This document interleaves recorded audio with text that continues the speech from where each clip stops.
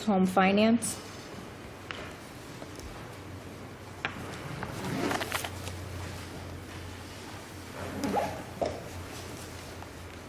Morning, Your Honors. Good morning. May it please the Court, Robert Spiegelman. I represent Promise Blombergh, the appellant. Would you like we to have save raised some two time for issues. rebuttal? Would you sorry? like to save some time for rebuttal? Would you like to save some time? You have 10 minutes. Would you like to save some time for I'm rebuttal? having an awful hard time hearing. Would you like to save some time for rebuttal? Yes, yes. Okay, thank you. Sorry. There are two issues in this case. One, this foreclosure, the judgment is void, ab initio. For this reason, there's no allegation in the complaint that the plaintiff is the owner of the mortgage in question. That is not a question of void. That is not a question of voidness.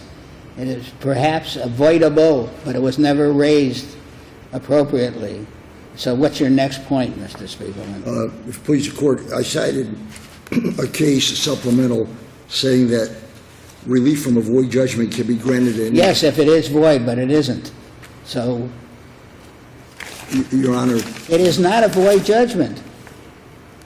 respectfully, We the have action is predicated... 14 cases, counsel, that say that the issue of standing or the ownership is not a matter of the jurisdiction of the court, and does not render a subsequent judgment void.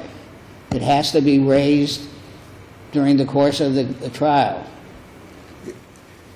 She filed a motion pro se within a year after the rendition of the judgment. It's got to be raised before the judgment. Do you have another point, Mr. Spiegelman? Your Honor, let me pursue this 1 second. The complaint said it was the owner and the holder of the mortgage and the note. Mr. Spiegelman, let me ask you these questions. How long has this lady been on this property? She owned it since the day she took title, And when was the last time she paid for it? a long time ago, Your Honor. And so Prior she to the owes foreclosure. no money to anybody. No. The note itself, but may I be heard, Mr. Spiegelman, you know, respectfully, may I be heard on this point? Your Honor, the note was payable to the order, not to the plaintiff. It was never endorsed to the why plaintiff. is that any of your business? Because in order to bring the action, they allegedly said that they are the owner and the holder. Did you deny it? Yes, When? by her By 1540 the motion. post-judgment? Mr. Spiegelman, I mean, I'm the nicest guy in the world, and I have the patience beyond all belief. All I You can- are, and you are, if I'm the nicest guy, you are even nicer. But a gnug is gnug. Yeah, Do you catch my meaning? I understand your position, Your Honor. However,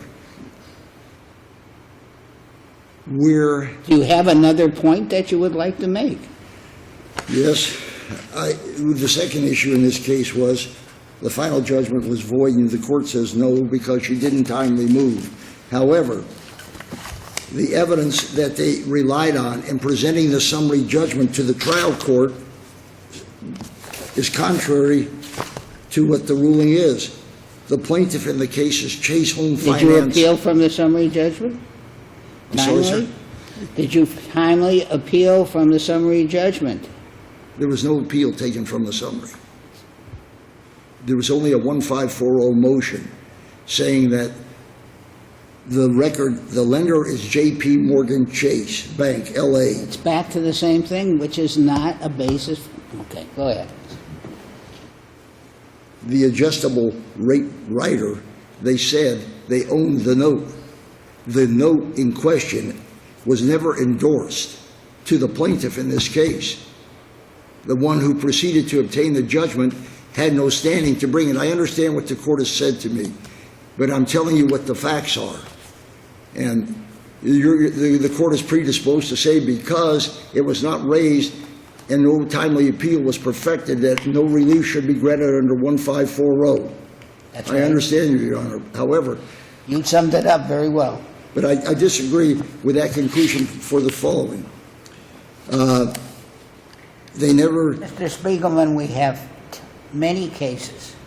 This is not the first time that this exact thing has been raised. I We understand. have many cases that saying it is not, the issue is not cognizable on a post-trial Rule 1.540 motion. Your Honor, I can only say this. The judgment as it stands, attacked by the 1540, is a travesty because they never owned and held the note and mortgage and had no right to bring the foreclosure. Travesty. The original note and mortgage are in the file, correct? And I'm they were sorry? the original note and mortgage were presented at the time of the summary judgment by Chase, correct?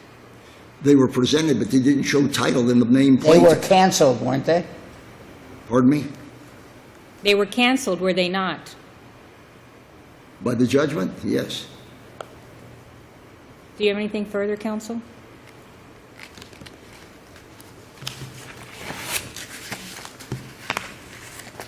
There was one case, let me just refer to this one case. It is well settled, it's said in 711 that this is a supplemental opinion which we recited to the court.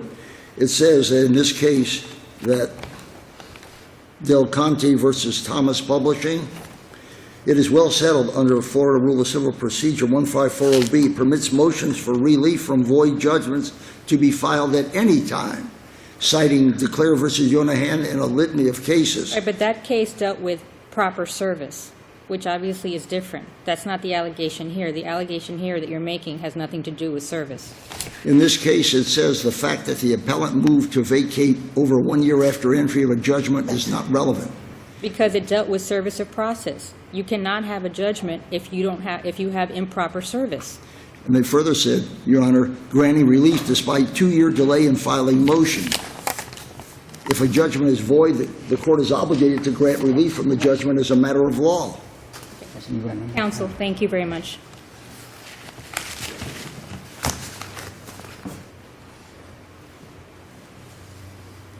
Good morning, Your Honors. Jeff Kuntz from Gray Robinson on behalf of Chase Home Finance, and I think the court understands the issues. Unless you have any questions, I'll rely on the briefs. Thank you. Thank you. Thank you.